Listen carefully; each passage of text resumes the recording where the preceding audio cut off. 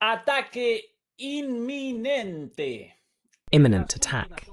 In the last few hours, multiple signs have appeared that Israel, and possibly the United States as well, are about to launch a new airstrike against Iran. Is the second war between Israel and Iran really about to begin? Good evening, good afternoon, and good morning. From Berlin, Germany, we begin the 272nd broadcast of Demolishing Political Myths Talks, completely live. Thank you very much for joining us. Please remember to help us out with a like, a thumbs up against censorship, as well as through subscriptions, memberships, PayPal, and if you'd like to follow us on our social media, Facebook, Instagram, X, TikTok, everyone is welcome. On the other side of the screen and the other side of Europe, from Madrid, Spain, we are joined by Fernando Moragón. Fernando, my friend, how's everything over there? Nos acompaña Fernando Moragón. Fernando, querido, ¿qué tal todo por ahí? Bien, bien, aquí ya nos hemos habituado. Hace un rato estaba esquivando drones. Well, we've already gotten used to it here.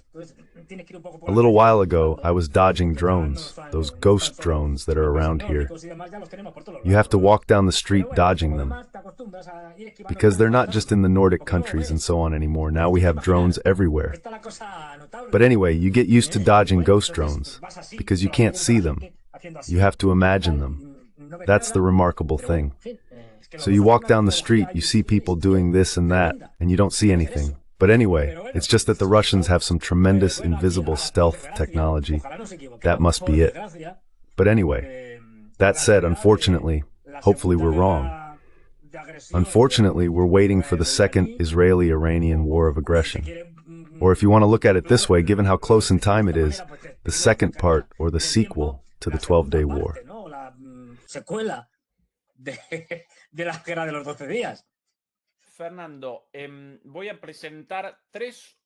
Fernando, I'm going to present 3 or 4 elements for analysis, and then I'd like, please, your interpretation of the situation, your perspective. First element for analysis. Here is the flight path of multiple American refueling planes, tankers, previously destined for Europe, but at the last moment redirected to the US military base in Qatar, on the Qatari base. Others appear to be in flight. And a third group is still waiting to depart in that direction from the United Kingdom.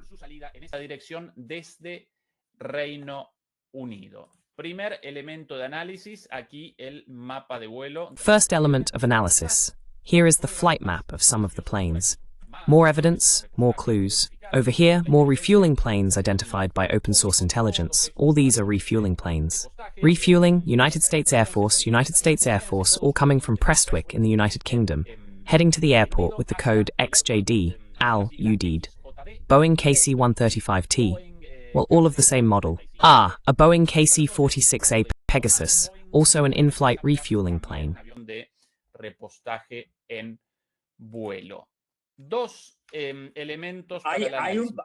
Two elements. There's a Pegasus, which is a refueling plane, I mean.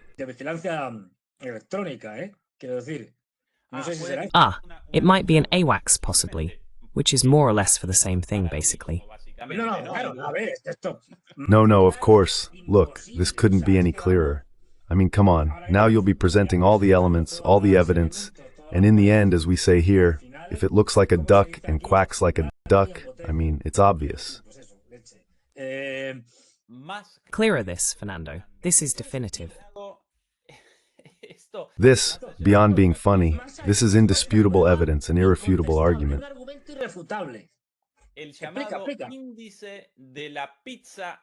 The so-called Pentagon Pizza Index is basically a simple analysis, an analysis using Google Maps. Google Maps tracks the number of customers in various public places based on information from our mobile phones, our cell phones. And logically, on the nights before a military action, the pizzerias around the Pentagon appear extremely busy. Why? Because Pentagon officials are picking up food, pizza, to spend the night at the Pentagon in preparation for an attack. Pay attention here to Papa John's Pizza, this now famous pizzeria, the most famous pizzeria in the world, the closest pizzeria to the Pentagon, with more than triple its usual number of customers. So the Pentagon Pizza Index is through the roof. These three indexes, Fernando, also showed up last time. La última vez también aparecieron horas antes del ataque contra Irán. Hours before the attack on Iran. By the way, it started just a few hours after I presented it. The thing is, even though it sounds like a joke, it's true. I mean, it works. The 2 or 3 pizzerias closest to the Pentagon, when there's going to be a major operation, a big operation. Of course, since the guys have to stay there, they order or go there and so on, grabbing pizzas like crazy, because they know they won't get another chance. And it's the fastest option. And in fact, it's one of the most reliable indicators you can find, even if it sounds like a joke. But that's how it is.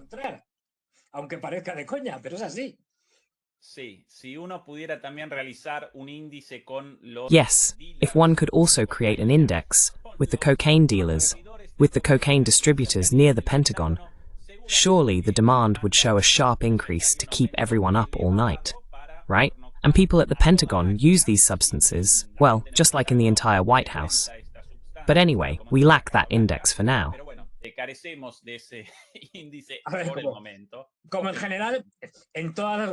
As is generally the case throughout the politics of high-ranking officials, across the entire West at least.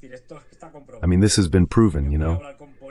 I've been able to speak with politicians who have confirmed to me the widespread use of these substances and similar ones by politicians. So, well, this is something that's known. But anyway.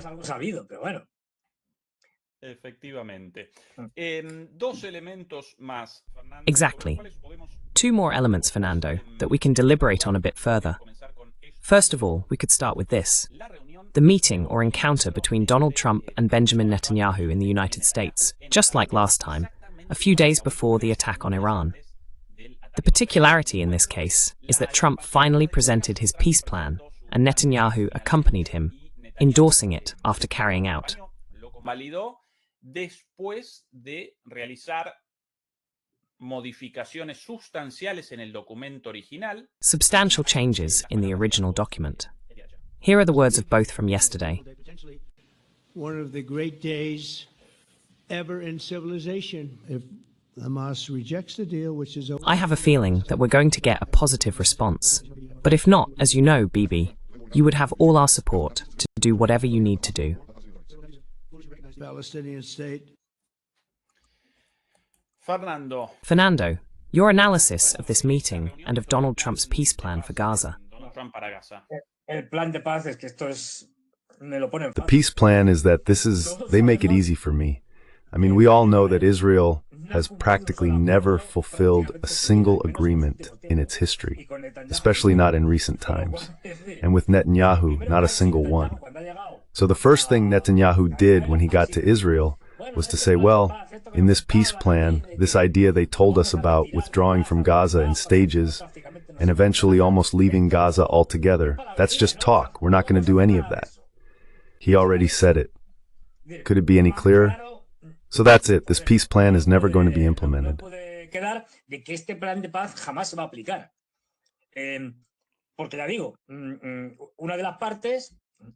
Because as I said, one of the parties, which is Israel, is not going to respect it.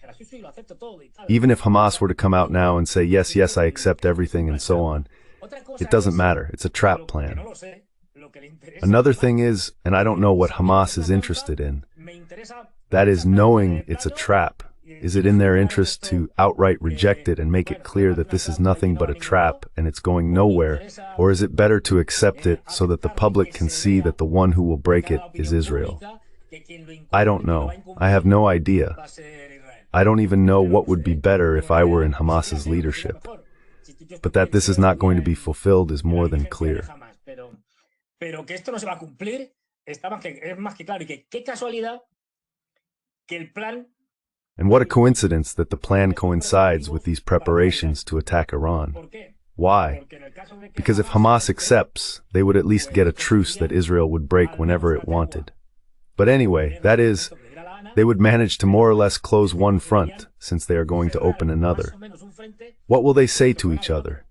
I mean, it's not good to have two open fronts, especially when one of them is at home. Well, no.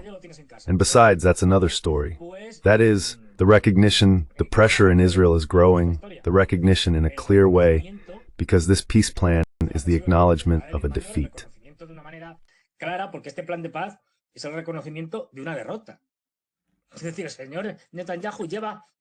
In other words, Mr. Netanyahu has spent almost 2 years, on the 7th of this month it will be 2 years, trying to defeat a militia whose most sophisticated weaponry is RPG-7s, that is, modified grenade launchers. This is the most sophisticated thing they have, right? In a territory that is smaller than half of Madrid, and they haven't been able to defeat them in 2 years. They have been unable to defeat Hamas, when at the beginning, we were told that this would take 3 months at most. We'll occupy Gaza. Well, they've already had to occupy and reoccupy it 20 times, and there's just no way. In other words, you can't have a more obvious, clearer, and more transparent defeat than Mr. Netanyahu's defeat, who simply cannot defeat Hamas. He can't, no matter how hard he tries.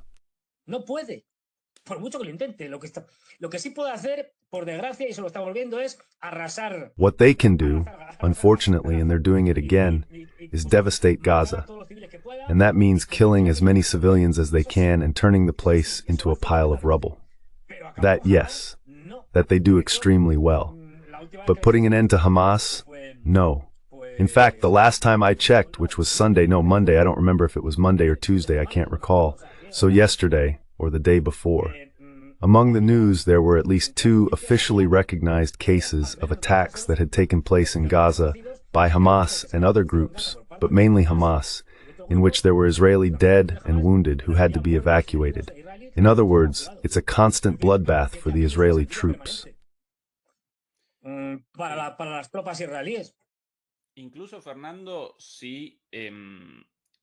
Even, Fernando, if we reject the objective, or rather the objectives announced by Netanyahu, namely, first, the destruction of Hamas, and second, the recovery of the hostages, and instead establish the real objective as the occupation of Gaza, because clearly Israel's military intervention was not aimed at freeing the hostages.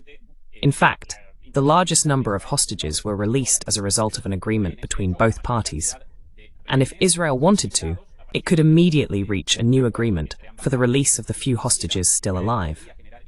Which means this is not among Netanyahu's priorities or real objectives.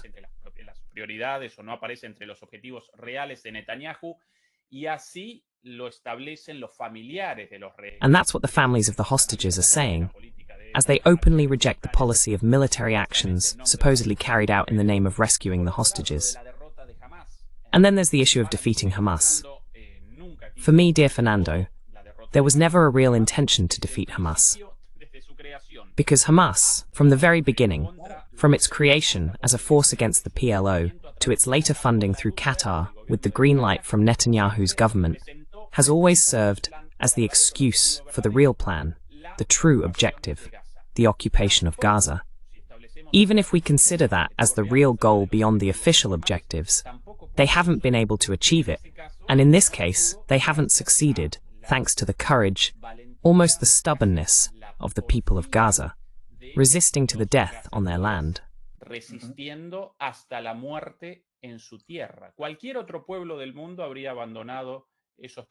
Any other people in the world would have abandoned those territories. The Gazans decided they would not leave, even under a rain of bombs, and that ultimately led to this plan, establishing, among other things, the continued presence of Gazans in Gaza, which Netanyahu did not want. Let's remember the proposal to send Gazans to Egypt at one point. On the other hand, I recall negotiations with Ethiopia. Well, any nonsense. The Palestinians responded, "No, this is our land. We are not going to abandon this place of our ancestors." And that led to Netanyahu's defeat. Fernando.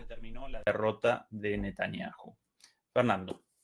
No, efectivamente. Es decir, es que el problema es que Netanyahu. No, exactly.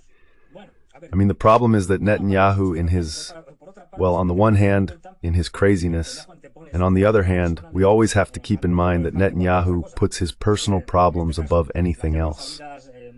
That is, in this case, the already well-known multiple legal charges he faces and knows will eventually land him in jail, so he needs to keep the country in a permanent state of war. Indeed, as you rightly point out, Hamas is an Israeli creation, just like that. There were also British and American beginnings, but mainly Israeli. The problem is that their objective is unfeasible. First, because you only have two options. If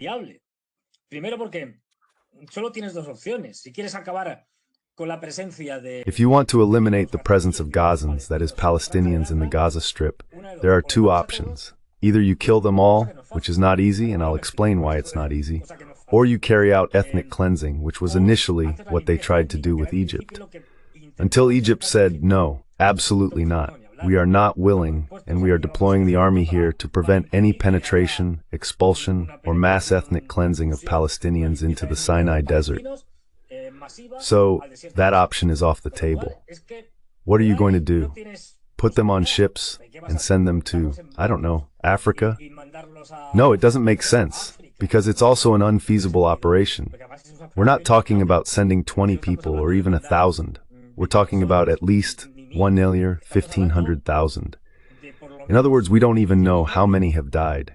Between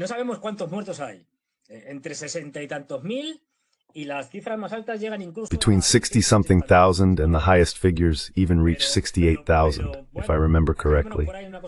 But, well, let's stick with an intermediate figure. In any case, what was there were approximately 2,200,000 or 300,000 Palestinians. That is, there would still be practically 500,000 left in the worst-case scenario from the Palestinian point of view. In other words, they would have killed more. That is, if it has taken them 2 years, without any scruples, quote-unquote, let this be understood, to kill only 60,000, or even the higher figure, then it means they can't, they don't have the capacity. They would have to be there for many years and use methods that I can't even think of right now. Because they have bombed whatever they wanted, however they wanted. They have dropped bombs of all types and kinds. We saw it, just to give the well-known example, we saw it in the infamous final solution, not the Israeli one, the German one.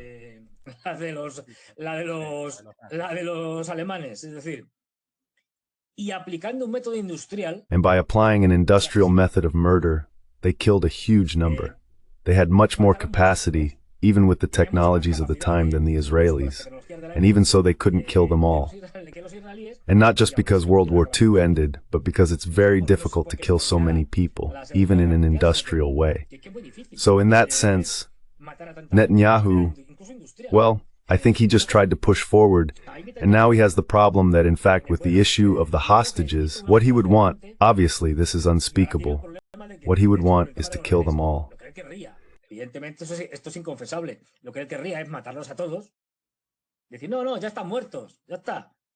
That is to say, no, they're already dead, that's it. Case closed.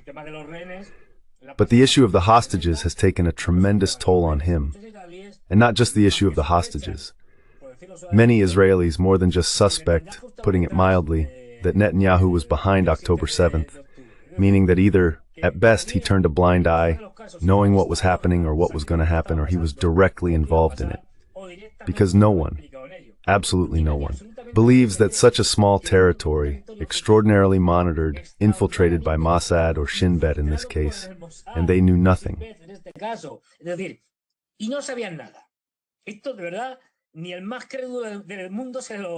Honestly, not even the most devout believer in the world would buy this. So it was clear they knew something, because there have also been many reports from soldiers who were in the border area of Gaza, let's say, and who had been reporting for a long time that the Gazans were doing things, rearming and so on, that weren't normal, And the high command just shut it down and said, no, well, okay, we take note. You guys carry on. So it was obvious, and the Israeli newspapers themselves have said so.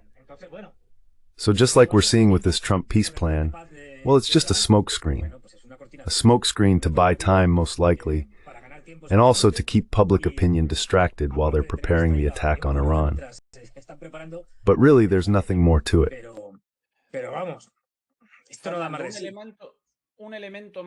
One more element to consider in the analysis of a possible imminent resumption of war between Israel and Iran. This meeting was also in the United States.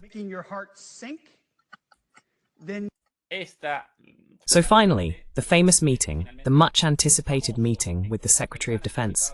No, not Defense anymore. The Secretary of War. Oh, the Russians.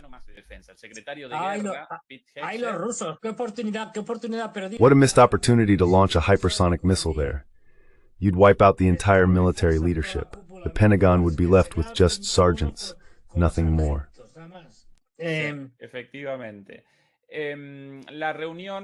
Exactly.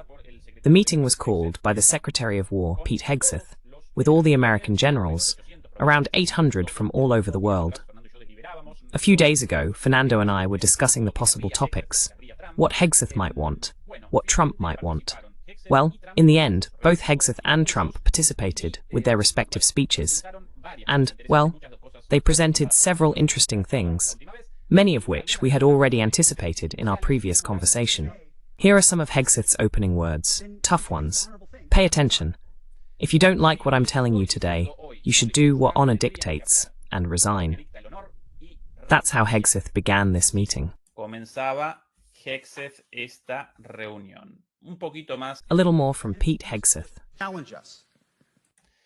Bueno, esto ya más para la comedia, ¿no? Well, this is more like comedy now. If our enemies decide to challenge us, then they will be eliminated by our violence and precision, and by the ferocity of the Department of War. In other words, to our enemies.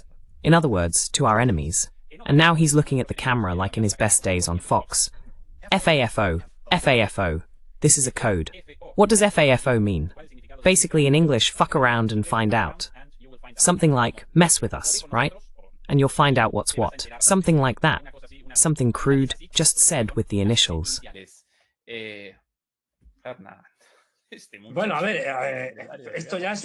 Well, let's see. This is already, let's say, an idiosyncratic element or something specific to the Trump administration. And they keep saying outrageous things and swear words as if they're not comfortable. He said more, more swear words, I mean. But let's see, what we're going to see in what he said, aside from the whole show-like presentation and all that, Americans already know that they always see politics as a show. That is like...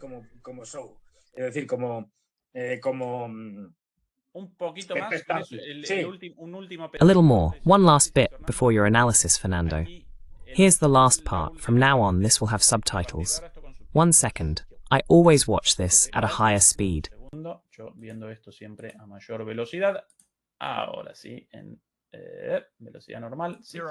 Now, at normal speed. There are many different stars throughout our force. The era of political correctness. Thank you. Each service will ensure that every requirement for every combat MOS, for every designated combat weapon position, returns to being the single highest male standard. Because this job is a matter of life and death. Standards must be met, and not just met. At every level we should strive to exceed the standard, go beyond, compete. It's common sense, and the core of who we are and what we do. It should be in our DNA. And core to who we are and what we do, it should be in our DNA. Bueno, así el inicio. Well, that's how this announcement starts. No more political correctness, no more diversity department or office. From now on, a single standard and no gender equality, not even close. The best, and a man in charge of this, in charge of management positions, and a little more. Today, at my direction, we are also adding a combat field test. Today, under my leadership, we are also adding a combat field test for combat arms units, which must be able to be conducted in any environment, at any time, and with combat gear. These tests are familiar. They resemble the Army or Navy physical fitness tests, or combat physical fitness tests. I am also ordering that fighters in actual combat positions take their service physical fitness test under a gender-neutral, age-adjusted standard, a standard that has been surpassed by more than 70%. Everything starts with physical fitness and appearance. If the Secretary of Defense can do regular and demanding physical training, then every member of our force can do it as well. Frankly, it's tiring to look out at combat formations. Honestly, it's exhausting to look at combat formations, or really any formation, and see overweight soldiers. Likewise, it's completely unacceptable to see overweight generals and admirals in the halls of the Pentagon and leading commands across the country and around the world. It gives a bad impression. It's wrong, and it's not who we are. So, whether you're a paratrooper, a private, or a four-star general, you need to meet the height and weight standards and pass the physical fitness test. And as the chairman of the Joint Chiefs said, yes, currently there is no physical fitness test. But today, under my direction, every member of the Joint Force, at all ranks, is required to take the physical fitness test twice a year, as well as meet the height and weight requirements twice a year. Bueno, lo de PT, el test PT, test... Well, about the PT, the physical fitness test, they don't want any more overweight soldiers. They don't want overweight generals. The passing standards are based on men's capabilities. So if a woman wants to participate as a soldier, as a general, or in any other position, she must be able to meet the necessary physical requirements, which are imposed on men, on everyone, but based on men.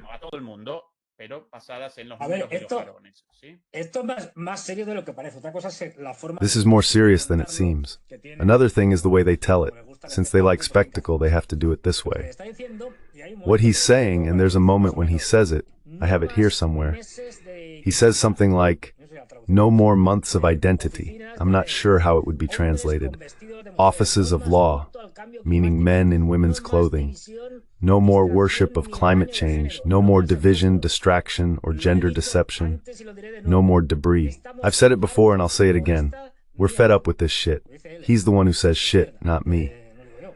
So what he said, and in this he's right, is that Biden's trans army, the woke army, is over because it doesn't work.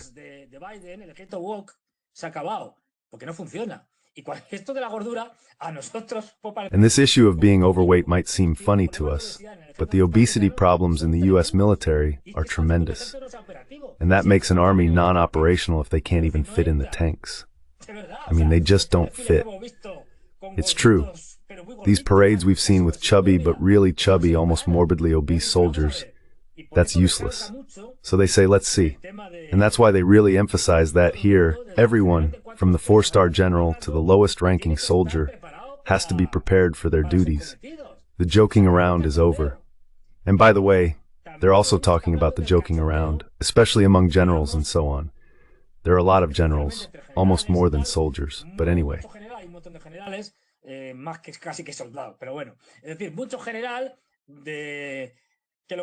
In other words, many generals there are just building their careers so they can later move on to companies, for example, in the military-industrial complex, who are just living the good life, saying yes to whichever politicians are in power to climb the ranks and becoming office generals. This is over. Why? Because the American military doesn't work. And they know it. Trump knows it. Hedges knows it. And that's why I emphasize something that, in the case of the United States, is especially brutal, because that's how it is. It's like, well, we have to be savage, brutal. This is war, and you have to go out and kill, and you have to win, and you win by any means necessary.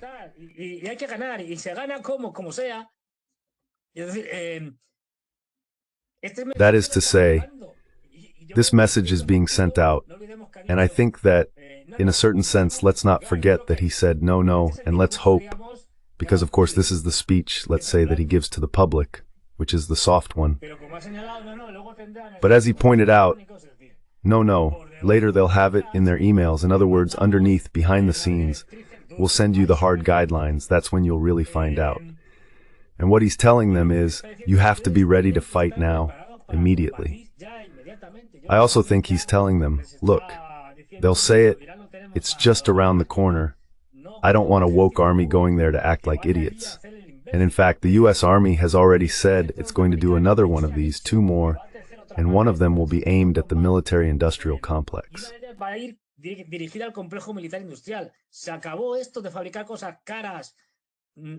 This business of making expensive things that are slow to manufacture and relatively ineffective is over. They need to produce drones the way the Russians do. Otherwise, I mean, it's no good if they just show up with 4 drones and say, let's see. It can't be that the US military is copying the Iranian Shahed drones, later improved as Russian Geranios, and theirs turn out worse. I mean, this can't be. So, they're being pushed because they're being told. Let's not forget this is an empire in decline.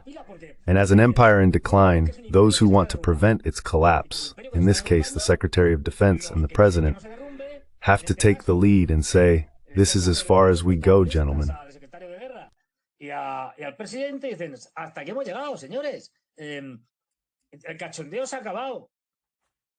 joking around is over. Whether they succeed or not is another matter, right? But they're going to try.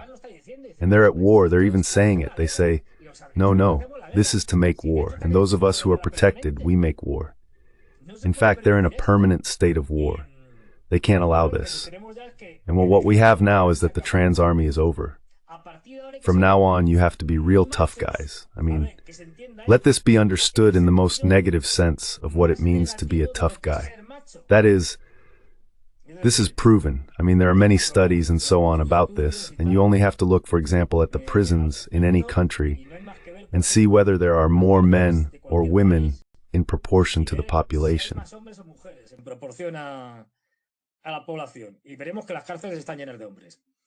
And we'll see that prisons are full of men.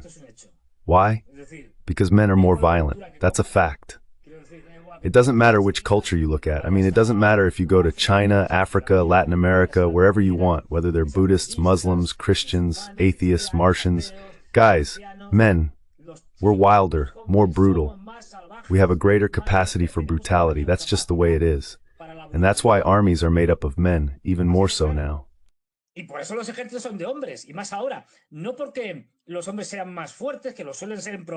Not because men are stronger, which they usually are on average. But that's not the case anymore in armies where, yes, hand-to-hand combat still exists and can happen, but they are highly technologized, where it doesn't matter who is piloting a plane. I mean, you have to know how to fly it, but especially for certain actions, mainly in the army on the ground, the necessary brutality, it's in the hands of men because they are capable of being barbaric much more than women. This is actually a compliment to women, okay? Just to be clear, it's not a criticism, it's quite the opposite. And women are more humane than men, who are more capable of being savage.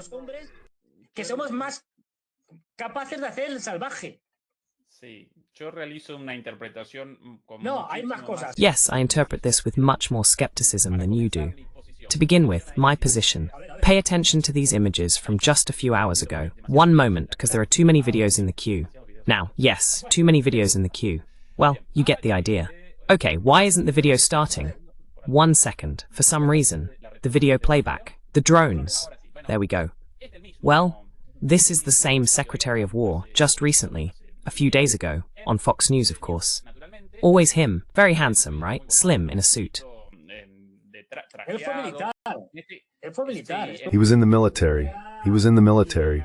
He was in Daiti in Afghanistan. Exactly. A soldier in Afghanistan and later a Fox presenter. In this case, wearing sneakers. Sneakers for skaters. And here he is with a skateboard. Watch out. Be careful, careful. Oh, straight to, well, precisely what he wants in his soldiers. In the soldiers. This is a hit to the private parts.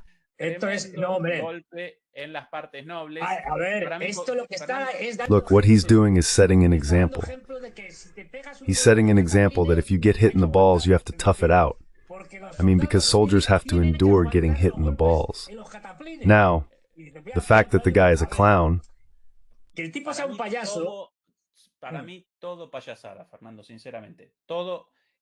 For me, it's all a joke, Fernando, honestly, that the US armed forces have a serious problem with obesity, drug addiction, insubordination, all of that I agree with. Now, the serious structural problems of the US armed forces or US foreign policy actually stem from the business of war, the business of super profits, and the policy of perpetual war. Yes, let's see. Another thing is that less macho. Yeah, but that's a secondary issue. Yeah. Before the woke trend, the defeat in Iraq, the defeat in Afghanistan, the defeat in Vietnam. La derrota en Afganistán, la derrota en Vietnam. Todo eso respondió a las fantasías belicistas del complejo militar. All of that was a response to the warmongering fantasies of the military-industrial complex, to a military-industrial complex more interested in business than in military victory as well. If this gentleman started with something more serious regarding Lockheed Martin, Raytheon, all the big American arms multinationals, then he might appear more serious in his demands to the troops. But, from everything we've seen so far, Trump, on the contrary, not only did he not bring about a significant decrease in US military spending, but quite the opposite. He maximized the business of perpetual war, of defeat. Perpetual war focused on defeats, because they string together defeat after defeat. That's my view. For me, this is more for domestic audiences than something truly serious. Para mí esto más para el público interno que una cosa en serio. Pero bueno, un pequeño... A ver, yo creo que... Well, anyway, a small... Look, I think one thing doesn't rule out the other. That's what I mean. One thing is what they're going to achieve. And indeed, the US military is in a decline that is almost impossible or extremely difficult to reverse. Because you're up against the military-industrial complex. You're up against practices that are already very standardized, very ingrained, and that you can't easily change. You'd have to perform, I don't know, almost miracles. Another thing is that they intend to do it, and that they do it in a rather sloppy way. I mean, yes, they definitely want to do it, I'm sure of that. Another thing is whether they know how to do it, which I don't think they do.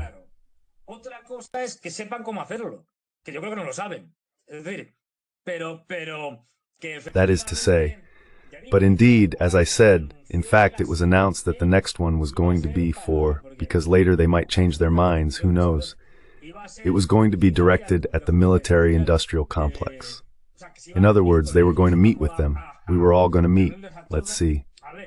This is obviously also part of the show. We've already said that American politics is a spectacle. And they have to appear before the American voter, and especially before the MAGA supporter, showing that they're putting the generals in their place. And that's really cool, right? That they put them in their place and all that. Well, that's part of the show. But I really do think they intend to make that reform. Whether they'll succeed or not is another matter. But that they intend to, I'm absolutely sure. Because they know it doesn't work.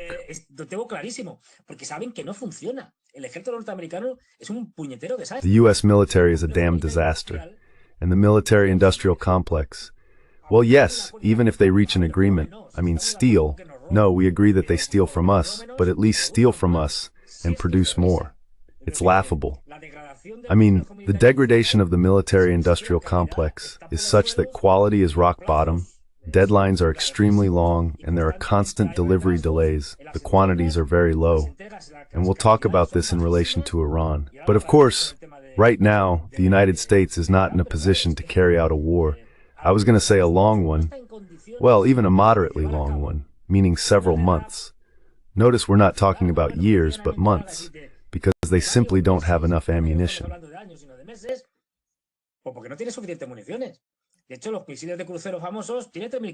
In fact, the famous cruise missiles have 3,500 in stock. They don't have more than that.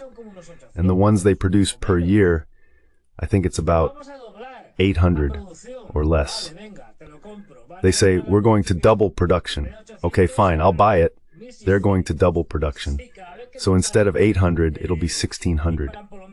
Yes, every time they fire, they launch at least 50, 60, 70. So if you use them at that rate, in 2 months they're gone. They don't have that capacity. That's why they have to go for big strikes. That's why they insist on brutality. This has been going on for a long time. I mean, the US military has never exactly been an example. But they have to insist more and more on brutality because it's one of the few things they have left.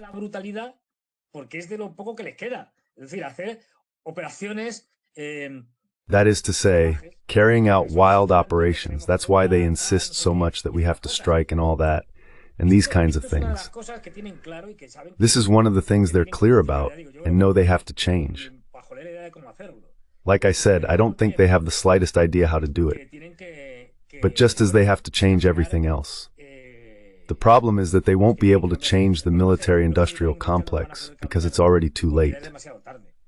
This was already being denounced at the time, in the famous farewell speech as president, or during Kennedy's era when he tried to do something similar. Well, but we all saw what happened to Kennedy. They took him out. I mean, it's just that... Do you remember the parade, Fernando? Pathetic. What is that? Do you remember the sponsor? After that disaster with those guys holding the drone, it was pathetic. Sponsored by Palantir.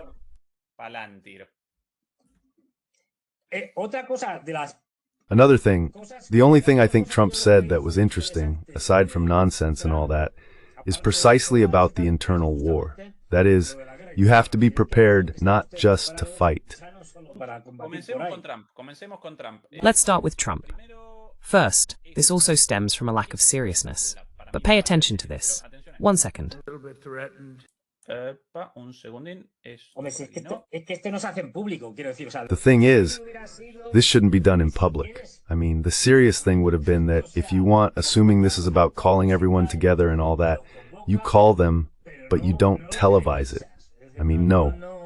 In private. You know, you air your dirty laundry in private, at home.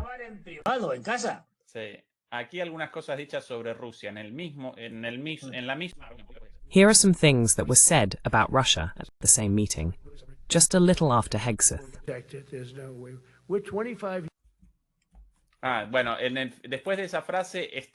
Well, after that statement, we are 25 years ahead of Russia and China when it comes to submarines. You explain this very well, Fernando.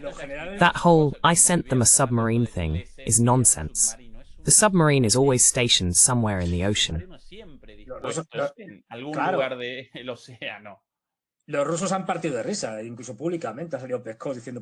The Russians have burst out laughing, even publicly. Peskov came out saying, well, okay. Well, these things happen, but notice that in a certain sense it's paying off for them, not from a military standpoint, but electorally. There are gubernatorial elections in New Jersey and somewhere else I can't remember. Well, the Democrats just can't seem to get going. That is, all this business of being there all day saying nonsense in the media is actually holding the Democrats back.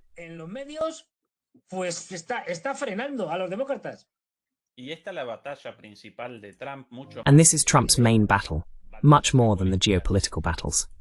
Here's another moment. This, well, done ironically by our colleagues at El Ojo, but the speech, his speech, they've put music to it as a joke, but pay attention to the words. Be careful with the music. I say this because of copyright. Yes, no, I've already checked. This is copyright free. No rights. Saved a lot of them. Even in Africa we saved. Yes, of course, please. We even saved it in Africa. Will they get the Nobel Prize? Absolutely not. They'll give it to someone who did nothing. They'll give it to someone who wrote a book about Donald Trump's mind. The Nobel Prize will go to a writer. We'll see what happens. It's a great insult to our country, I'll tell you that. I don't want it. I want the country to get it. That already has me baffled. Because sad, because of not getting the Nobel Prize. No matter what I do, they give it to someone else, not to me. I saved so many lives, the 8 wars, now there are 8, not 7.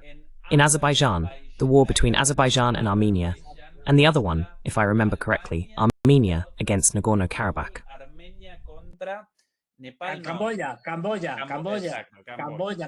Cambodia, since they're right next door.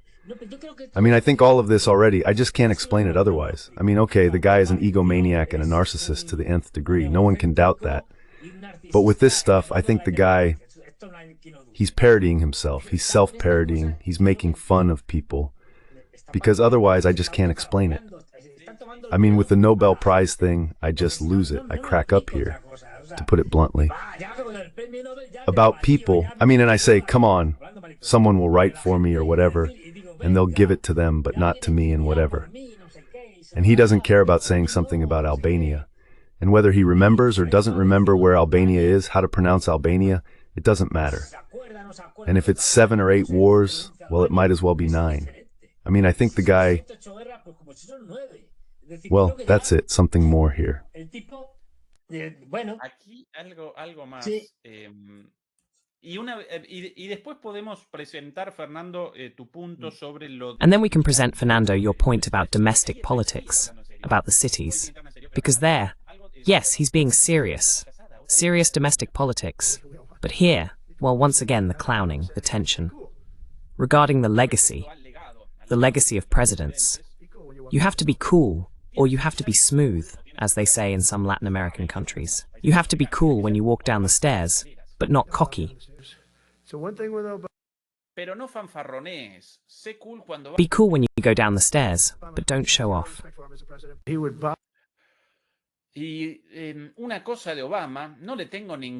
And one thing about Obama, I have no respect for him as a president, but he used to walk down the stairs with a lot of style, swaggering.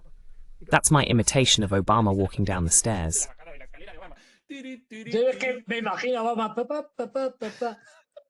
I picture Obama. He wouldn't hold on. He wouldn't hold on to the handrail. It was phenomenal. I think I could do it too, but I don't want to.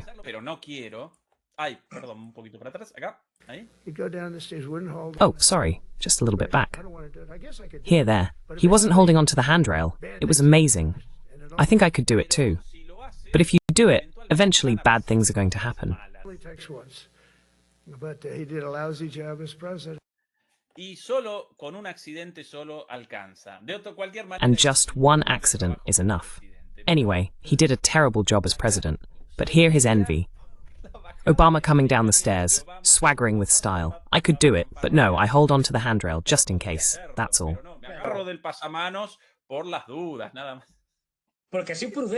Because, like that, cautious, not like the other one, who was reckless. Imagine a president of the United States dying by falling down the stairs of a plane. I mean, that would be terrible. Well, look, the serious thing about this is, what kind of insecure guy, Fernando? Because he's worried about whether he goes down the stairs less cool than some previous president. What a delusion. No, what we have here, above all, I think, is an anger and a desire for revenge that he can't fully carry out, because he deeply hates Obama, Biden, and company. Since Biden is already completely senile, well, it doesn't really matter anymore, but Obama is still more or less lucid, so well, but it's because they really did mess things up for him, and in a big way. So what there is a hatred against them. And the thing is, he expresses it in these, let's say, ridiculous ways, right? We also have to understand that unfortunately this reaches serious analyses like this, no one would buy them, and the American public wants these kinds of things. That is, this nonsense, this silliness, and that gets through. Well, unfortunately we live in a world where politics is so degraded that it's basically, well, a comedy show.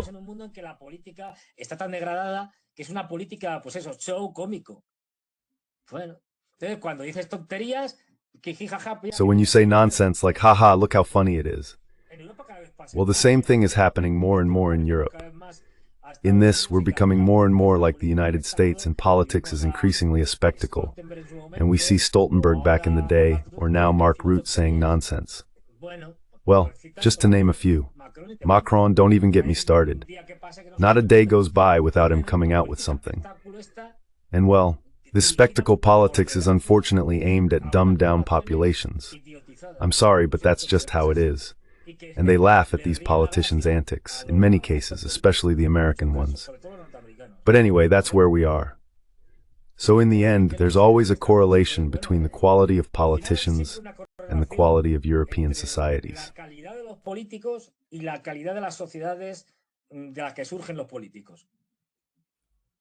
from which politicians emerge. No doubt. Well, Fernando, what was perhaps more interesting about his speech in front of the generals, well, partly related to the generals, came at the moment he announced the internal war and the supposed capture of cities, such as, for example, the city of Washington, which was federally intervened, right? Yes, that's right. What was your analysis of this? The thing is, the guy said it, the one who mentioned areas, Los Angeles and so on. I mean, generally Democrats, New York, well, in fact, they've already done it. I think they've already done it in Pittsburgh too. I have to remember. What I mean is that right now there's an internal war, and there's also a message to the military saying, I am the president, you are at my service. If you have to go to the cities, no matter how many governors are out there saying no, to take them by force, you have to do it, period. Let's not forget that this is one more step in that increasingly obvious civil war, which we don't know when it will break out, but everything points to it happening at some point. And Trump, in this sense, wants to make sure he has control over a lot of places by military means. That is, well, he's going to try to do it.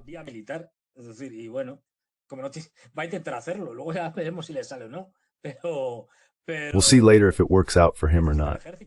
But he needs the army. What happened with the governor of Texas and Biden can't happen again. In that case, it was the other way around, and he is very aware of this. In that case, Biden was a Democrat, and the governor of Texas was a Republican. When a governor challenged a president, and the president lost, because the National Guard sided with the governor of Texas, the only option was to send in the regular army to confront another army that's almost the same, the National Guard, and that would have started a civil war. So he doesn't want that to happen the other way around, with him. And they're preparing for it. As a preventive measure, he's going to take over cities. He's seen that there haven't been major problems in Washington.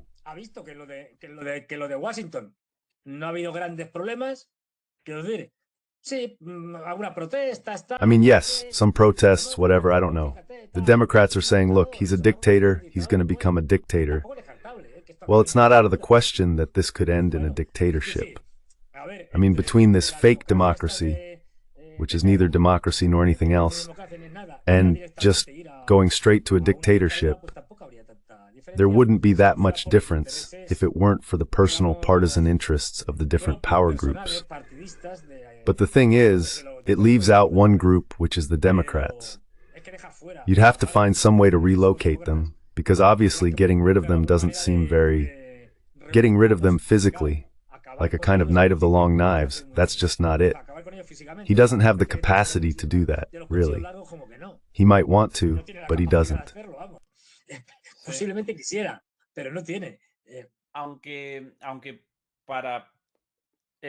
Although for Latin American and Spanish audiences, it may seem exaggerated, in the United States, internal conflicts in the past have indeed led to the start of civil wars. In fact, modern United States began as a result of a civil war and the victory of the dominant classes of the North over those of the South. Assassinations, the killings of presidents, are commonplace, even today. Remember the assassination, the attempted assassination of Trump, the assassination of John F. Kennedy, not a president, but still a politically prominent figure. Políticamente rutilante, con lo cual esto de la posibilidad de una guerra. Therefore, the possibility of a civil war, of military interventions from one side, responses from the other, one with the National Guard, the other with state troops, is not unfounded. This is not an exaggeration, but rather a real situation, a real risk in the United States, with a tremendously polarized society. Even though for us, the debate over trans rights or mixed bathrooms may not be a fundamental issue in our lives, for them, these matters appear as fundamental identity issues. And furthermore, people are armed in the United States.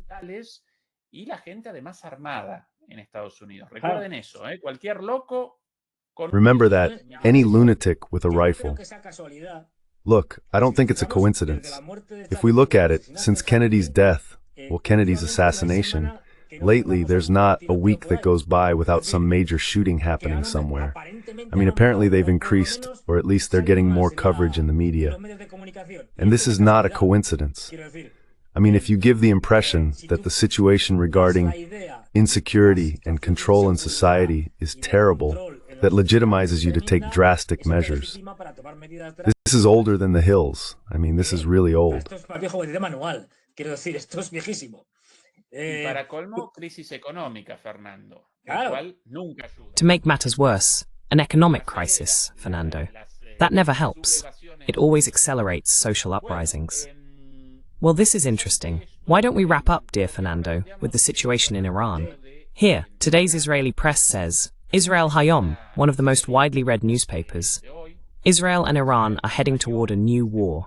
The next war could be harsher and more violent, and the likelihood of such a conflict increases as diplomatic efforts fail. Israel must not underestimate the Islamic Republic. If there's a lesson from recent history, it's that the Iranian regime is stronger than many believed. This headline has changed just a while ago, because until a few hours ago, the headline was imminent war in this very article. Yo tengo aquí un antiguo, no sé si pondrá lo mismo. Bueno, antiguo, vamos. I have here an old one. I don't know if it says the same thing. Well, old, let's see. It says, the newspaper Israel Hayom warns that the second war with Iran is about to happen, and it will be different from the previous one. And then it goes on to say, the next war could be more difficult and violent. Damn, more violent. And they emphasize that the Islamic Republic should not be underestimated, and so on and so on. And what they were saying is, the headline I have here is, the second war with Iran is near. It's imminent, it's coming indeed, so they're already taking it for granted.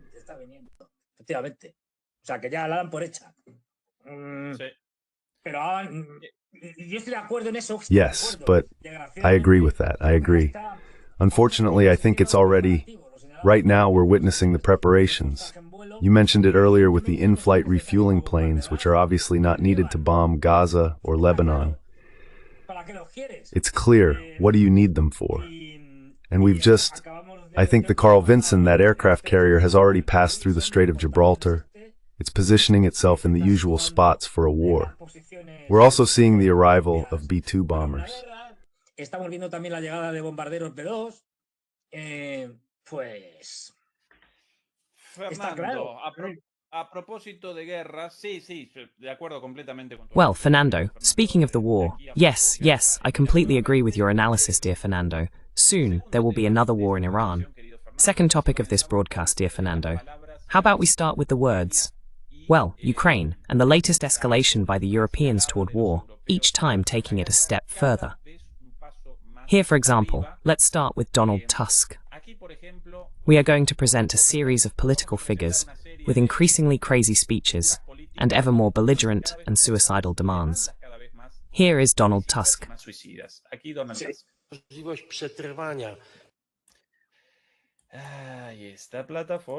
This platform, now yes, over here. We have the possibility to survive all of Western civilization. This is our war, because the war in Ukraine is just one part of this project that from time to time appears in the world. We are not at war with Russia. We're not in war with Russia.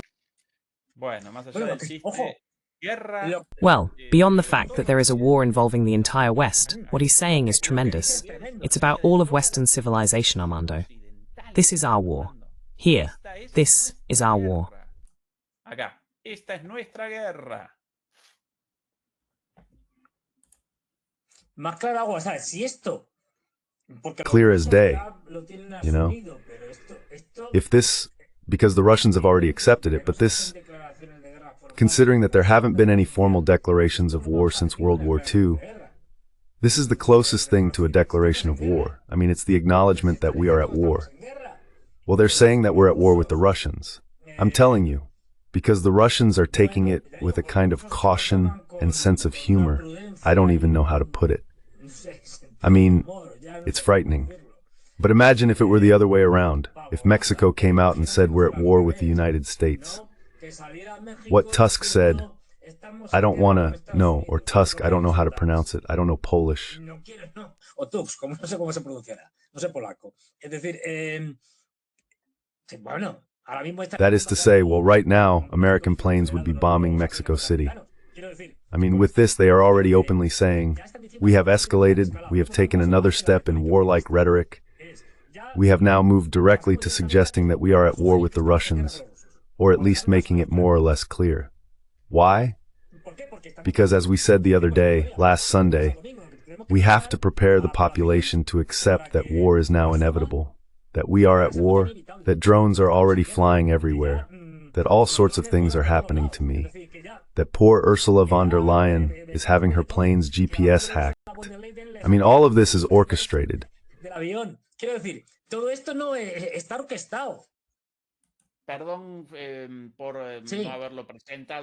Sorry for not having properly introduced him. Donald Tusk, the Prime Minister of Poland, nothing less. The European country, after Ukraine, with the highest defense spending relative to its GDP, its economy, and with one of the most powerful armed forces in Europe, and one of the most bellicose, right? So, nothing trivial, by the way. Yes, indeed, nothing trivial about what Tusk said. And furthermore, it's not just about, this is our war, but it appears as a civilizational war for the West. It's not even presented as a war for, well, for Crimea in this case, the war for Crimea. So, well, a war over a territory, fought, won, lost, no. Here, apparently, Europe would be participating in a war for Western civilization, which means that, in the case of a defeat, that would determine the elimination of the West as such.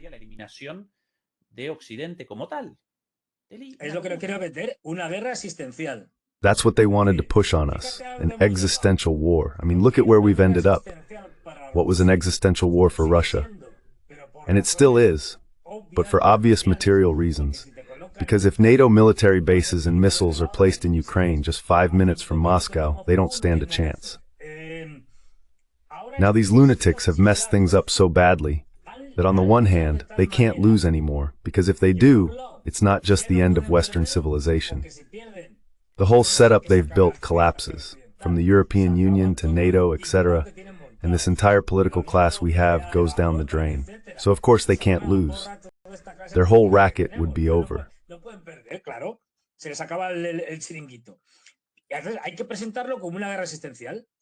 We have to present it as an existential war, because obviously they identify their model of the West, or how they understand the West, with what the West really is. If the West is even something. Well, I'm actually very critical of the concept of civilization. I reject it. Civilizations don't exist. But anyway, that's another story and another debate, because like so many things, it's a 19th century concept, even though it emerged a bit earlier, but it's 19th century, invented by Europeans to claim they are superior. We are a civilization, the rest are savages. In other words, more or less what Borrell said. We haven't changed. That is, it's a concept that I don't like at all.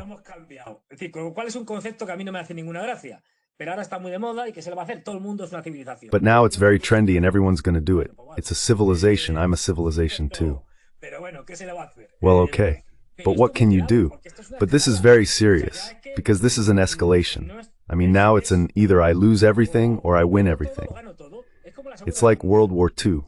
That is, in World War II, once everything was set in motion, it was clear that one of the two combatants, one of the two sides, would win and the other would lose. And the one who lost everything, as actually happened, and the one who won everything. Well, this is what these people are pushing us toward. All or nothing. They're crazy and they know they're going to lose.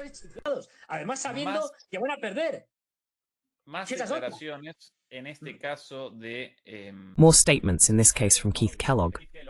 Also at the same place, at the Warsaw Security Forum held yesterday, in which multiple world leaders participated, regarding Russia, the war in Ukraine, and one statement more terrible than the next. Here are some things Keith Kellogg said about the war in Ukraine and about Russia.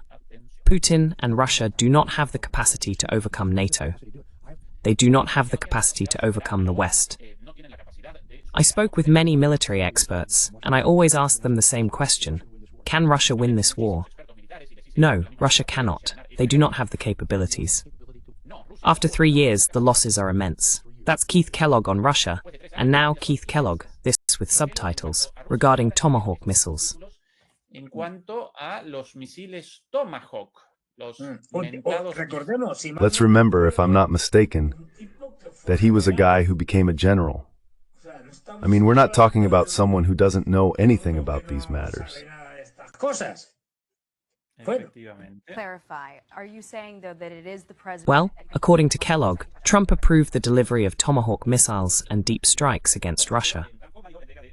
Y los ataques en profundidad contra Rusia.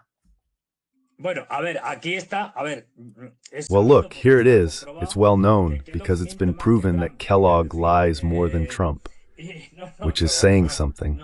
Well, no, it's not about the Tomahawks, but he also has to play a role, meaning he's the pro-Ukrainian one, let's say, in this movie the Americans have put together. He's the special envoy of President Trump in Ukraine regarding the war between Ukraine and Russia. For the Russia issue, they have Wickoff, so one has to play the pro-Ukrainian and the other the pro-Russian, in quotes. That is, this one has taken his pro-Ukrainian role more seriously. But anyway, what he says about the Tomahawks is complete nonsense. And look, the problem with this man, when he says that the Ukrainians are winning and that the Russians have lost or are going to lose, is that he claims to have consulted a bunch of experts and that they've all told him the same thing. I suppose this man is lying. What would be really serious is if he actually believed it, if he thought it was true.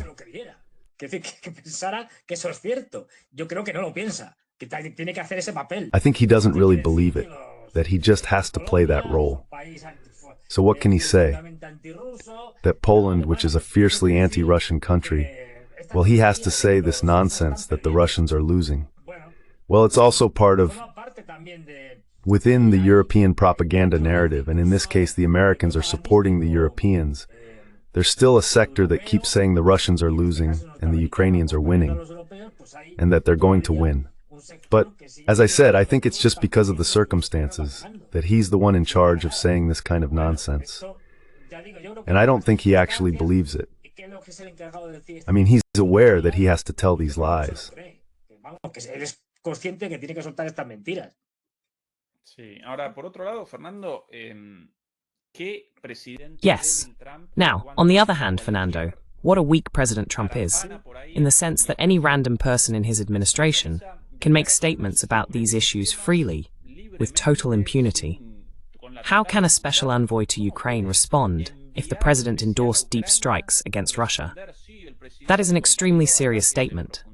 Only the President of the United States could make such a statement. El presidente de los Estados Unidos, y así todos, según la posición. And so everyone, depending on whether they're for or against Russia, for or against China, they all keep hammering away in their own way toward what they want, with statements, suggestions, subtle warnings, really according to the interests of their sponsors, because they all have sponsors, but everyone takes part in this clash of interests. And Trump validates this. Where one person says something outrageous against Russia, another says something outrageous against China. A more or less serious, strong president sets the direction, and everyone else falls in line. None of this each person doing their own thing.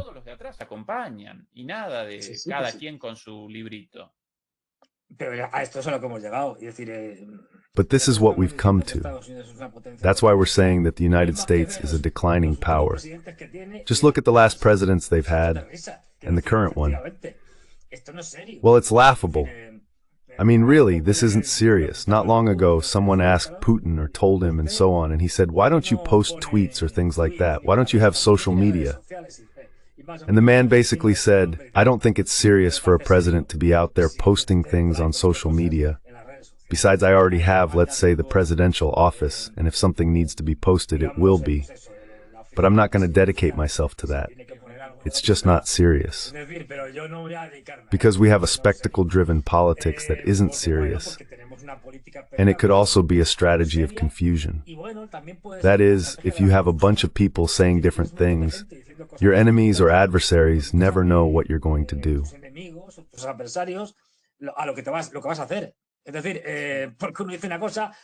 That is to say, because one person says one thing, another says the opposite. I also think it's due to the internal chaos within the Trump administration, where, since there isn't a unified stance, with a president who depends a lot on whoever is whispering in his ear, and it also depends on the topic, and then with constant changes, well, in the end, what you create is chaos. One person says one thing, another says the opposite. Also, seeing a president who allows himself to say the nonsense he says, well, I do the same, I say whatever I want too. It's a way, the strategy of chaos, of making sure no one really knows what I'm actually doing or what I'm going to do, because I'm saying one thing and it's opposite, and my spokespeople do the same. Well, it's a strategy, and sometimes it works. I mean, because the enemy doesn't really know what you're going to do. Possibly, in this case, not even they do.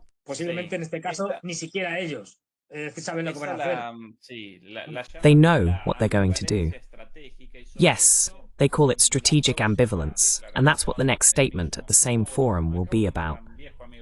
Here's an old friend of yours, dear Fernando. My God, that scares me. Yes, but he's the interviewer. He's now the moderator of these kinds of conferences. The other day, you'll remember the interview. Yes, extremely worried about whether the head chopper, the current quote-unquote president of Syria, al-Assad or al-Julani, was sleeping or not.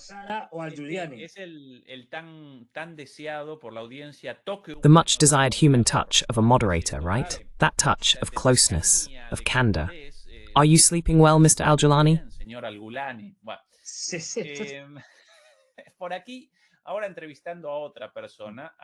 Well, over here, now interviewing another person. Attention.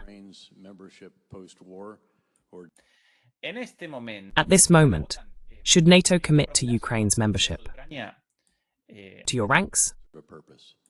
Or does strategic ambiguity still serve NATO in this regard? Strategic ambiguity regarding Ukraine? Yes, no, let it rain, right?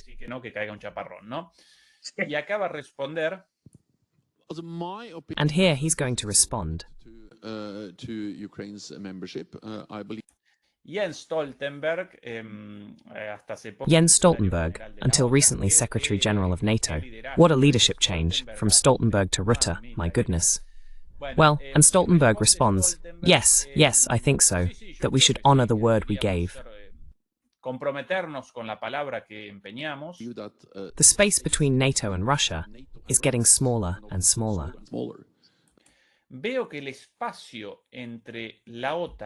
I see that the space between NATO and Russia is getting smaller and smaller. Before 2022, we believed it was possible to be in the middle, like Georgia and Ukraine.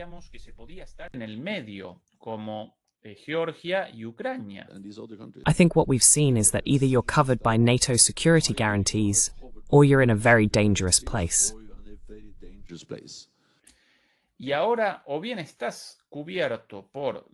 And now, you're either covered by NATO's security guarantees, or you're in a very dangerous place.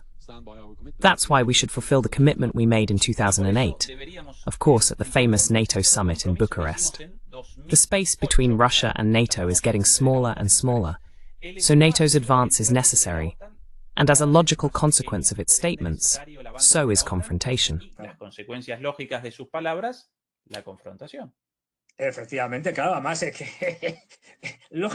Exactly, of course.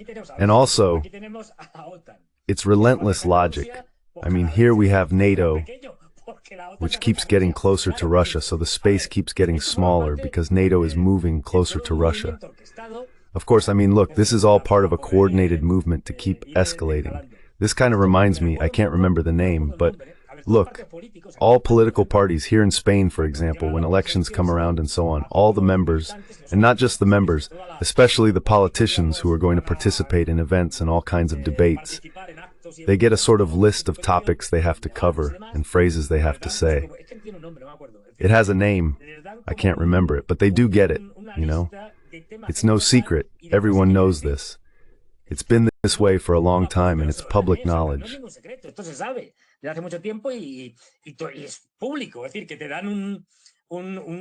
In other words, they give you a list of things, topics you have to address, topics you shouldn't address, phrases or things you have to say, and so on and so forth.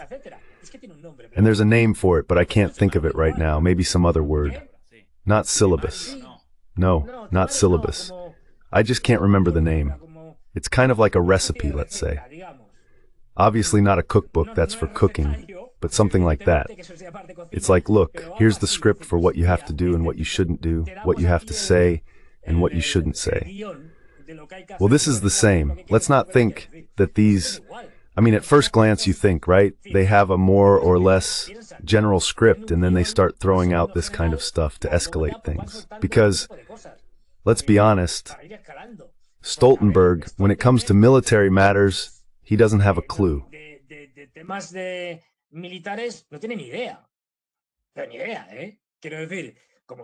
But no idea, right? Just like Marut doesn't have a clue. Marut, the one who's there now. These are people who are politicians, who have been more or less, well, they've been ministers, prime ministers in the case of these ones, of their respective countries, and they get placed here, recycled, just to have a flashy position and make a ton of money. But that's it. In the case of NATO, on top of that, they don't matter at all. Whatever these people say, they're basically spokespersons, like a president or a prime minister has their official spokesperson. These are the official spokespersons for the United States. And they say what more or less, around here they call it talking points. Talking points. Yes, sir, thank you very much. Thank you, Fermin. Talking points. I couldn't think of the word.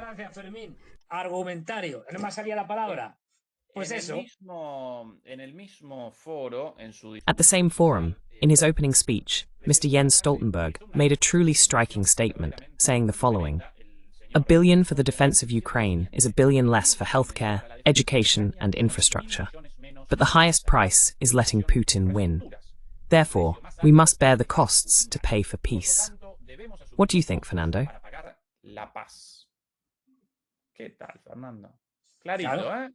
This is getting more and more curious. The whole thing about peace and war, war and peace, well, it's the same. To achieve peace, we have to go to war with Russia. That's a brilliant idea. And for that, less money for healthcare, less money for infrastructure, less money for social spending, less money for education, less money for everything. Our lives get worse and worse for the defeat of the evil Putin, put just like that, directly. Yes, of course. No, of course. This is what they have to convince us of. Because, let's be clear, these people have created an economic crisis that goes way back, that they started in 2008. Then they, let's say, made it worse, they increased it even more, but especially with the famous self-imposed sanctions against the Russians, right? Which have destroyed our economy. The economy is in shambles. And they know we're heading toward an economic crisis. We're already in the crisis, but we're heading toward dire situations from an economic point of view. So of course they have to justify that this crisis isn't their fault. It's the Russians' fault.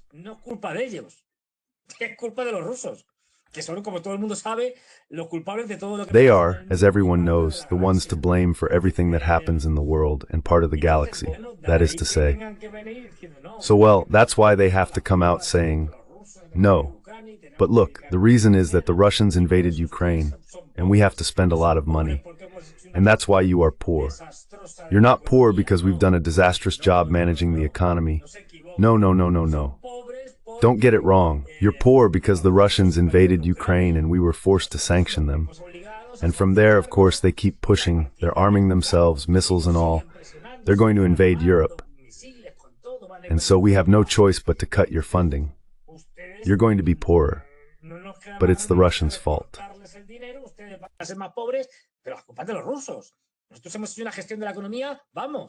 We have managed the economy, let's say, brilliantly, fantastically, but they've brought us to this. Well, this is the narrative they have to use to justify an unprecedented economic disaster in Europe since World War II. And we're already in it, you know? The thing is, we still have a way to go before we hit rock bottom, but honestly, who knows how long that will take? In other words, it's an abyss. What lies ahead are unfathomable abysses. So, they need to find someone to blame other than the European leaders. But watch out, because we're going to see this more and more, especially from Western media, who are already telling us that the Russians are attacking us with drones everywhere. ya no es que manden drones por todos los lados, es que los siguientes mandarán submarinos nucleares. The thing is, Westerners will supposedly send nuclear submarines every day, and they'll be spotted on the beaches almost constantly. In other words, they have to keep creating a parallel, invented reality, but one that scares us, that instills fear. And since, unfortunately, scaring Western societies is relatively easy, it's another matter that their inventiveness and creativity aren't exactly the best, because they could come up with better things. But they're working on it. And well, then there are societies where the phobia is so great, like in Poland, especially in the Baltics, and now in the Nordic countries, well, that...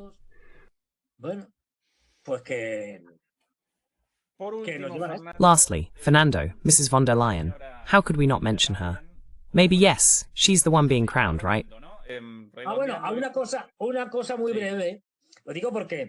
Well, just something very brief. I mention it because, on the other side, the minority, this is worth emphasizing.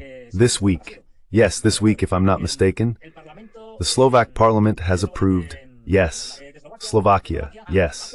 Sometimes I confuse Slovakia with Slovenia, I get them mixed up. Slovakia has approved something extremely important, the constitution no less, that Slovak national laws are above European Union law. Careful, this is no small thing. Fico came out, very pleased. It was approved by a majority. Even some members of the opposition voted in favor.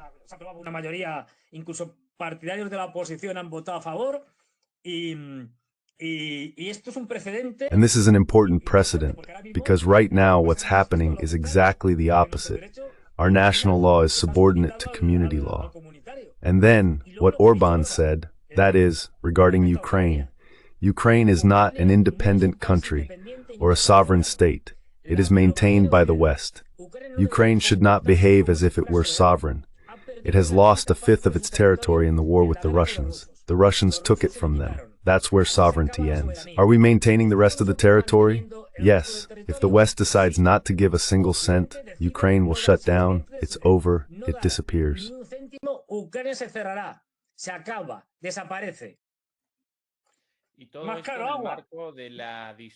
And all this in the context of the dispute between Orban and Zelensky over alleged drones.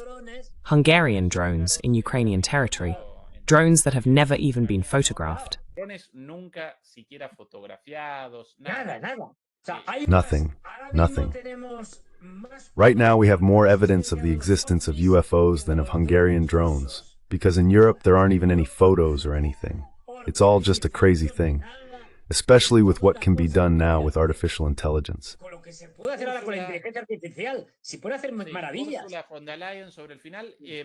Wonders can be done. By the way, 500 demolishers without a thumbs up, without a like. Help us out, demolishers. We still need 500 likes to round out the total number. On another note, in 15 minutes, Eduardo Villor's Wednesday show will be on. Tonight, as always, don't miss it. Our weekly programming, by the way, remains unchanged, as always. Next week, Carmen Parejo Rendon will finally start on DMP Geopolitica, so a new analyst is joining the DMP Geopolitica lineup. We're going to hold more debates. We created a poll on the publication board because some people rejected the debates, since, in some way, they provided a space for NATO's deep narrative, or the pro-NATO narrative. Pro-OTAN, o la narrativa otanista, para mí, Fernando, a esa narrativa la ametralló. For me, Fernando shot down that narrative with heavy ammunition, and that's what's interesting about debates. But anyway, in the end, more than 90% of the participants in the poll want more debates. So we're going to have more debates. I will always be the neutral moderator, with one person on one side, another on the other, with opposing views. Well, the other day, in my opinion, Fernando respectfully crushed the other analyst, but everyone has their own interpretation. Well, having said all that, von der Leyen, as always, like the cherry on top, right? On the cake.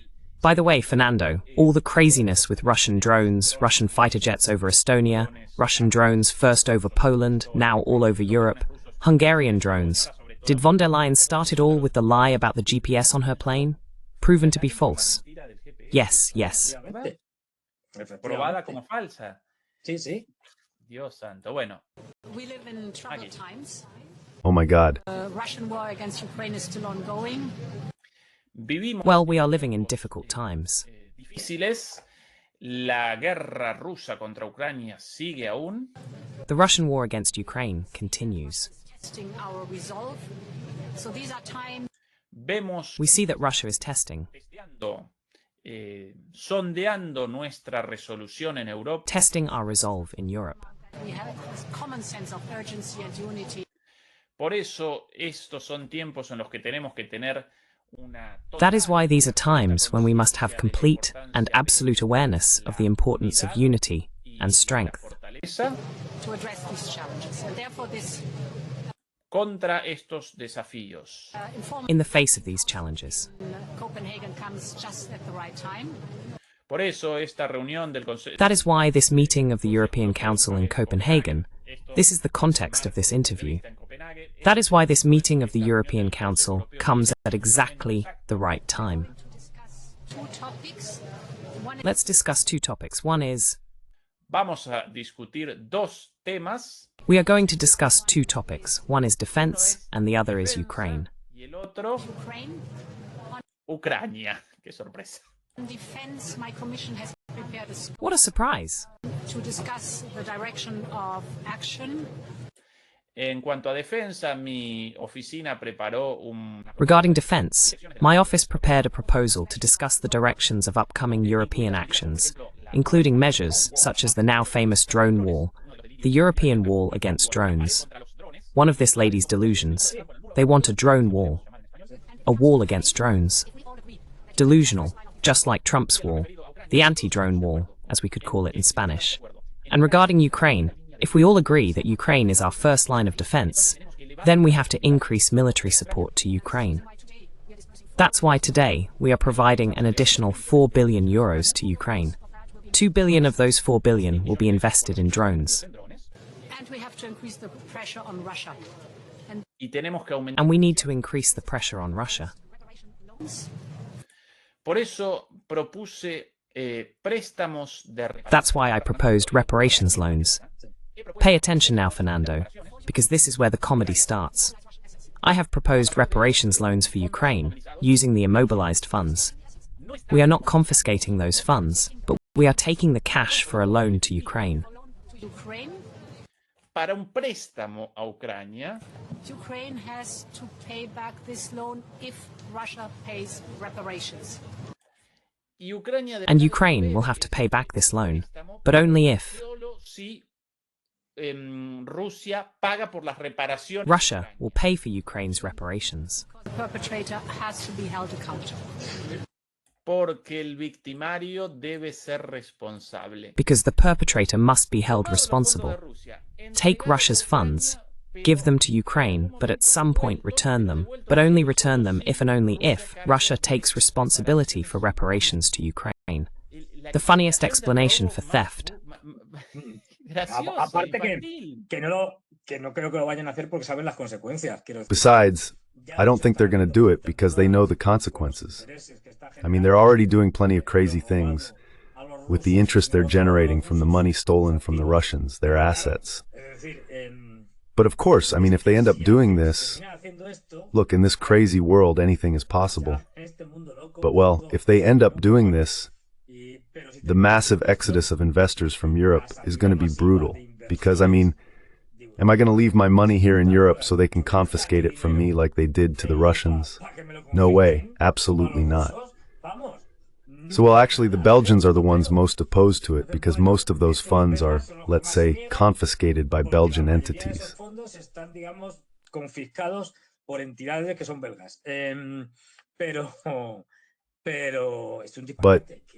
But it's nonsense. I mean, like, it's, well, look, they have to keep up this narrative, you know, that the Russians are terrible and that we're going to do this, that, and the other to them. Everything they've said, they're not going to do anything.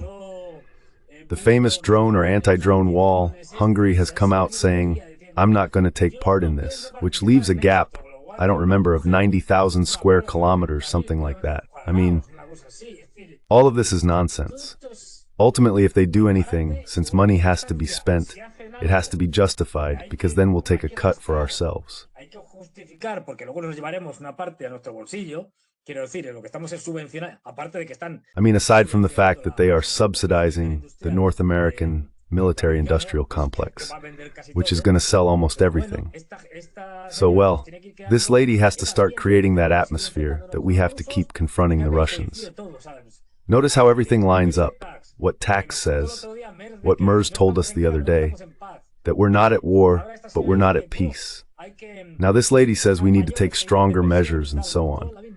Well, it's all along the same lines, that is, to increase the sense of war, to make it seem like we're already at war with the Russians, so that at a certain point we can take measures that will be accepted by the public and provoke the Russians to respond to that.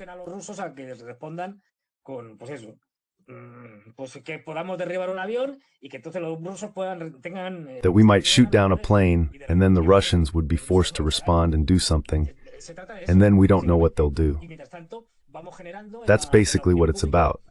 And in the meantime, we're creating in public opinion the feeling that we're already at war, so that when it actually happens on a large scale, people will have half accepted it. And then, as I said, justifying the disaster that is Europe, which they themselves have created, by blaming the Russians. Well, that's where we are, escalating and escalating, and as I said, with a sense that these people have already become, as I said, part of an existential war against Russia.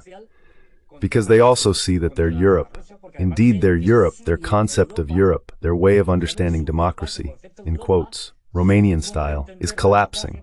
I mean, if they lose, all of this collapses along with the economic crisis we're going to have. Se hunde todo esto junto con la crisis económica que vamos a tener. Bueno, que ya tenemos y que más se va a ahondar de manera tremenda. Well, we already have it, and it's going to get much worse.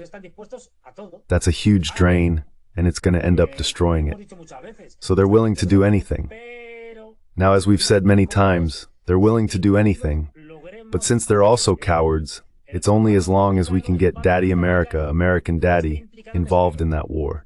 And directly involved, not just giving us intelligence, which they already do, but actually fighting on the fields of Ukraine. That's where we're headed.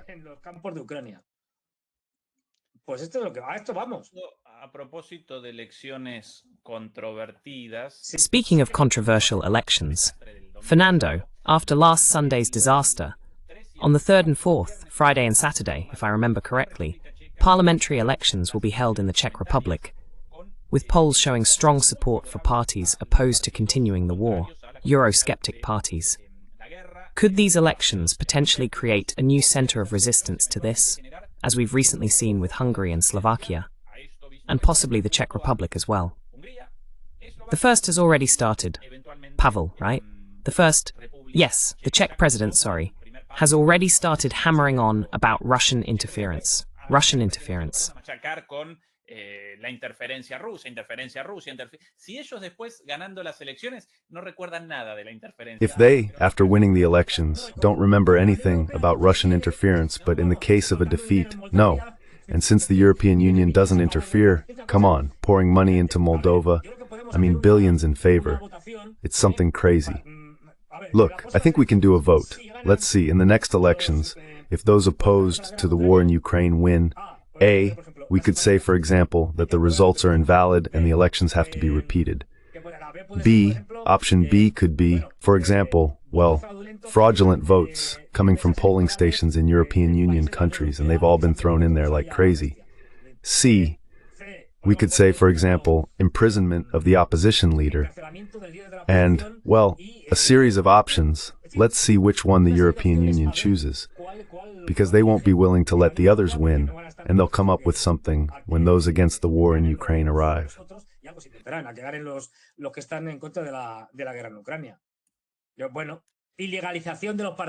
Well, banning political parties could be another option. Besides, it would be interesting. Banning them after the fact, because up until now they usually ban them beforehand, generally speaking, even if it's just a day before, like in Moldova. No, but this would be great, banning them after the fact. You know? After the elections? Well, no, but we've looked into it, and it turns out this party can't be legal. We hadn't thought about it, but no. I think that would be something new. And it wouldn't be so bad, right? Since we're at it, you know. Y estaría bien, ¿no? Ya puestos, oye. We could do a survey on the topic. Fernando, my dear, meanwhile in China. And, by the way, we're here waiting for support from the Chinese embassy, because we're constantly showcasing the spectacular things happening in Chinese technology.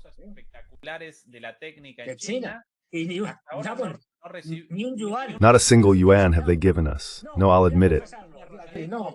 Some spring rolls, Fernando. Some spring rolls for some day. Some dinner, some lunch, a little something. Well, I have to confess, I have it in a room somewhere. But during this Chinese New Year, they gave me a little doll. Like it's not exactly a stuffed animal, more like made of fabric and so on, for the year of the snake or something like that. I don't know if this could be considered like corruption, like being corrupt, right? They've bought me with this.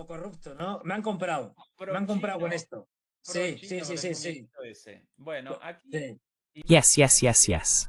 Well, here are images of the installation of solar panels in China in a completely automated way. Here I have a figure I read in this outlet, which I think is wrong. 100 solar panels installed per second. No, I don't think it's per second. No, obviously not per second, but one after another. One after another. One after another. No, this is all over China.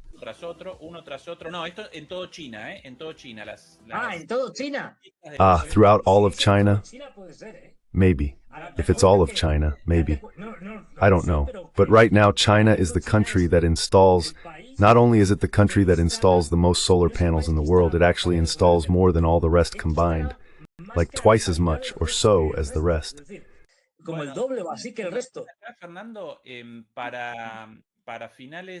Fernando, in the end, there's a little bit of help from a person to change the structure, but the machine can do everything except for the slightest problem.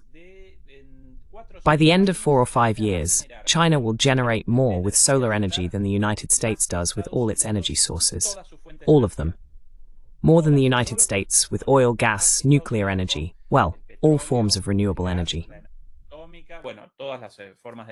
De hecho, están cubriendo desiertos en el Taklamakan y en el Gobi. In fact, they are covering deserts in the Taklamakan and the Gobi. They are partially filling the desert with solar panels, but in truly spectacular quantities. And then in addition, they use that energy, among other things, to, let's say, I don't know how to put it because it would be the opposite of desertify, to greenify or something like that. That is, to recreate areas with plants, etc., even crops. They are farming in the desert, thanks to all these combined processes, in which they generate energy, and at the same time, plants grow underneath, and so on. And as I said, they are reversing what usually happens, which is that deserts expand, well, not here. They are reversing it and reducing the part that is desert, let's say sand and so on, in favor of crops. So they are really doing extraordinary things. That is, with the capacity that China has.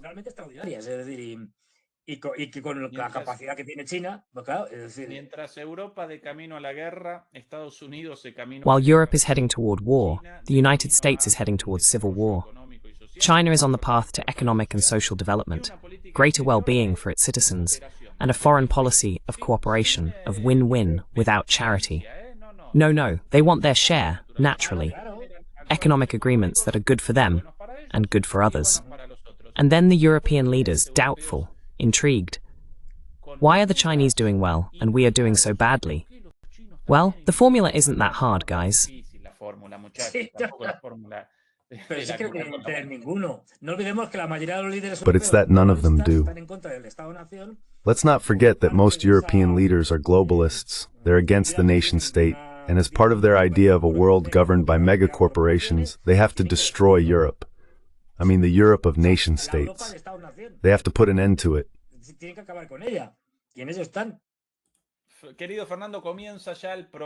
And that's where things stand. Dear Fernando, Eduardo Vior's show is about to start on our sister channel, DMP Geopolitics, with a rebroadcast. So we're going to wrap up here. Greetings to Beatriz Pulido, who always joins us as the moderator, the #1 demolisher. Beatriz Pulido, thank you so much for always being with us. To all the demolishers, Remember to hit like. Thank you very much for always being there. Dear Fernando, thank you as well. A big hug, and see you on Friday with your show. And we'll be back here again on Sunday. Right? All right, that's right. I'm leaving because I see some drones around here, and I'm gonna say hi to them. See you later. Goodbye. Adiós.